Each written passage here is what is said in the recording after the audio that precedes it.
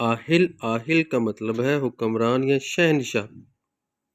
ارون، ارون کا مطلب ہے پیغام رساں عز و جل میں سے ایک۔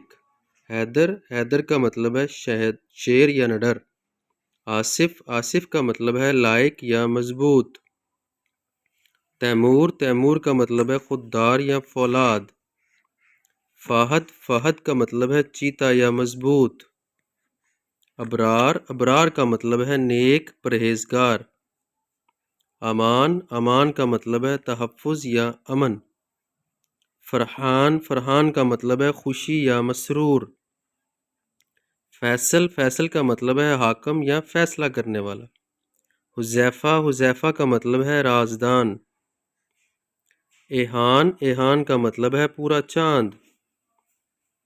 ازلان، ازلان کا مطلب ہے شیر یا بہادر۔ سمیر، سمیر کا مطلب ہے فائدہ کرنے والا۔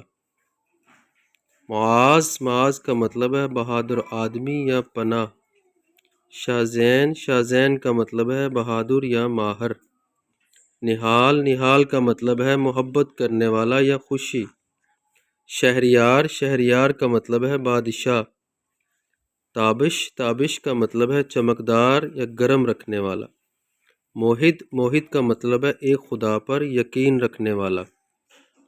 بہزاد، بہزاد کا مطلب ہے ڈیزائننگ کرنے والا۔ بدر، بدر کا مطلب ہے پورا چاند۔ عمار، عمار کا مطلب ہے لمبی زندگی والا۔ سعد، سعد کا مطلب ہے مبارک یا نیک۔ Thanks for watching. Please subscribe my channel.